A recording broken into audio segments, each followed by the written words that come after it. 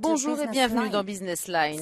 Plusieurs années après la crise financière mondiale, les banques d'Europe essayent toujours de se remettre sur les rails.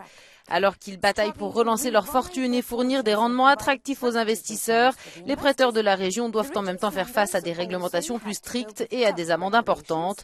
Tout cela au beau milieu d'une reprise économique morose. Confrontées aux mêmes problèmes et aux mêmes objectifs de réduction des coûts, les banques vendent des actifs et suppriment des emplois afin d'avoir suffisamment d'argent pour payer les amendes et répondre aux exigences de fonds propres requises par les régulateurs. Tout cela pour commencer, une nouvelle vie. La Deutsche Bank s'oriente dans cette direction, même si cela signifie des milliards de pertes dans le cadre d'une restructuration radicale. La Deutsche Bank amorce le grand changement. En difficulté, l'institution allemande a annoncé une restructuration de ses activités et une réorganisation d'une partie de sa direction. Une orientation stratégique prônée par le tout nouveau coprésident du directoire, John Cryan. Objectif, moins de complexité pour mieux satisfaire les besoins des clients. Pendant des années, la Deutsche Bank a fait face à des problèmes d'orientation, souligne cet analyste, certainement à cause de ses deux directeurs généraux, mais aussi en essayant de rivaliser avec ses pairs américains. Ce nouveau processus, avec ses changements dans le management, prendra un certain temps, mais c'est déjà un bon début.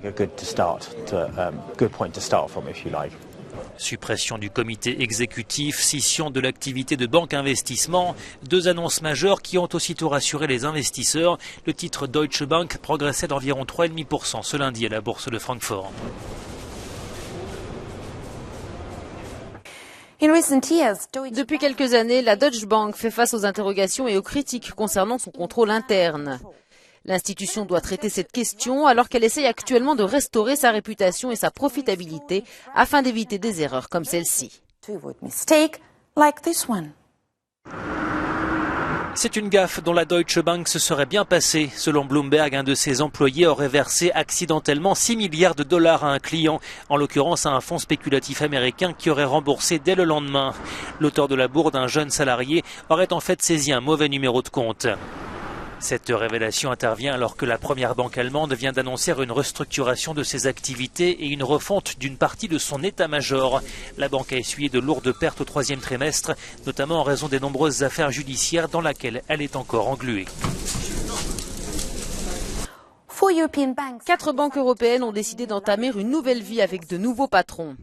Deutsche, Barclays, Credit Suisse et Standard Chartered, toutes ont récemment subi une grande réorganisation au sein de leur direction. Bien que ces changements apporteront davantage d'incertitudes et des coûts à court terme, beaucoup disent qu'ils apporteront du positif sur le long terme. Les marchés espèrent que les nouveaux patrons seront en mesure de changer la façon de diriger les banques pour regagner la confiance des investisseurs et des clients. Et c'est une question cruciale pour n'importe quelle banque. Les investisseurs ne reviendront pas sans les clients et les banques le savent très bien. Le dernier baromètre de la confiance Edelman, une étude annuelle réalisée dans 27 pays, montre que peu de choses ont changé au cours des dernières années. Et ce ne sont pas seulement les banques qui sont remises en question, c'est le secteur en général. Selon les derniers chiffres, seule la moitié des quelques 33 000 personnes interrogées font confiance à l'industrie des services financiers dans son ensemble.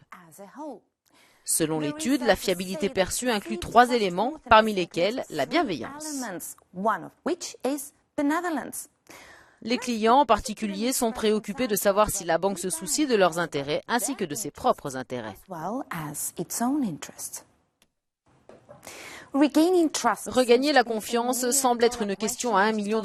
Il suffit de poser la question à Volkswagen.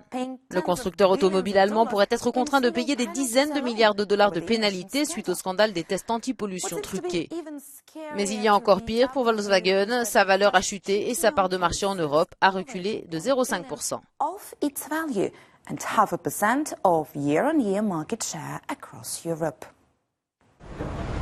Le scandale Volkswagen a donné l'occasion de repenser l'avenir du diesel, dont les moteurs, très décriés depuis l'affaire de manipulation des émissions polluantes de Volkswagen, mise à jour le 18 septembre aux États-Unis, ont continué de céder du terrain en septembre, même s'il reste à plus de 55%. Mais le constructeur allemand a lui aussi perdu du terrain en septembre. L'action Volkswagen plongeant à son plus bas niveau en 6 mois, le titre a cédé plus de 23% sur les places boursières européennes. Le groupe allemand aux 12 marques, dont Porsche, Audi et Seat, reste cependant leader sur le marché européen. Ses ventes ont augmenté de 8,4% en un an, soit 315 905 véhicules de plus vendus, mais la production industrielle a augmenté, elle, de 9,8 points. Le deuxième constructeur automobile européen, le groupe PSA, a quant à lui réalisé près de 10% de part de marché, ce qui est un peu inférieur à son résultat un an plus tôt de 10,3%. La question de la confiance se pose également sur Internet. Disons que nous voulons acheter un téléphone sur le web. Est-ce qu'on confirme le paiement juste après avoir lu la description officielle? Pas vraiment. On regarde d'abord les commentaires de consommateurs comme nous qui n'ont aucun intérêt à vendre, n'est-ce pas?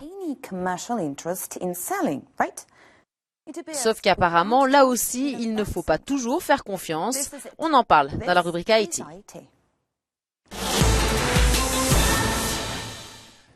Avez-vous déjà douté avant de procéder à un achat en ligne, avant de finalement vous décider après avoir lu l'avis d'un consommateur? Si c'est le cas, vous avez compris l'importance des avis authentiques. Selon Nielsen, 2 tiers des e-acheteurs font confiance aux opinions des clients. Les faux commentaires ont toujours été un problème pour des sites internet comme Yelp ou TripAdvisor. Hormis les cas extrêmes comme les notes sur des restaurants inexistants, la pratique la plus courante consiste quand on est vendeur à écrire des critiques positives sur soi-même.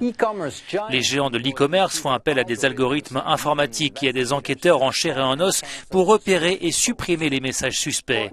Pour Amazon, ce n'est pas suffisant. L'entreprise vient